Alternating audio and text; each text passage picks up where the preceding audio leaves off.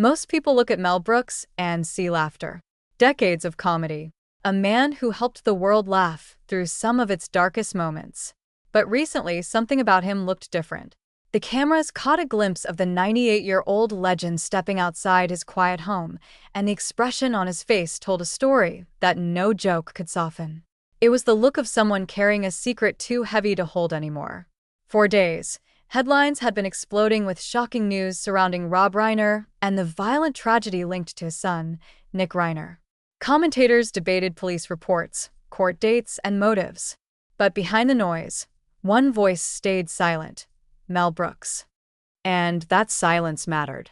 Because in Hollywood, everyone knew something deeper about their relationship. Mel wasn't just a colleague. He had been family.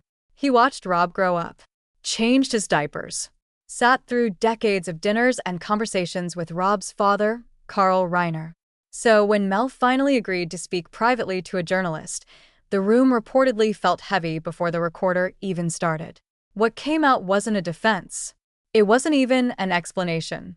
It was regret. Mel didn't begin by discussing the night of the violence. Instead, he spoke about something far more uncomfortable: guilt.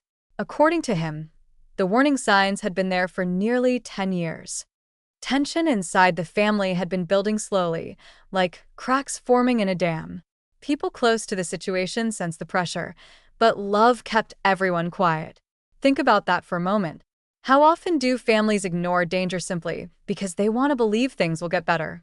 Mel recalled a conversation about 6 months ago that still haunts him. Rob had come by looking exhausted, pacing the room instead of sitting down to eat. His son had just returned home after another failed attempt at rehab. But this time, something felt different. Rob admitted he had started locking his bedroom door at night. Imagine that reality. A father afraid inside his own home. Mel urged him to create distance. Call the authorities if necessary. But Rob refused. His answer was painfully simple. If he pushed his son away, the boy might fall apart completely. If he kept him close, maybe, just maybe, there was still a chance to save him. That hope became the tragedy. Mel now believes the real danger wasn't only addiction or anger. It was the illusion that love alone could fix everything. Money, support, patience. Rob tried it all. Like a film director rewriting a scene again and again, convinced the ending could still change. But life doesn't follow a script. Toward the end of the interview, Mel reportedly sat quietly, surrounded by memories of old films, old friends, and a world that has slowly disappeared. He whispered something that felt less like a statement and more like a warning. Sometimes love without boundaries becomes a trap. And sometimes the hardest truth is realizing you saw the storm coming but hoped it would pass. That's the lesson Mel says he's left with now, and it's one the rest of us might want to remember.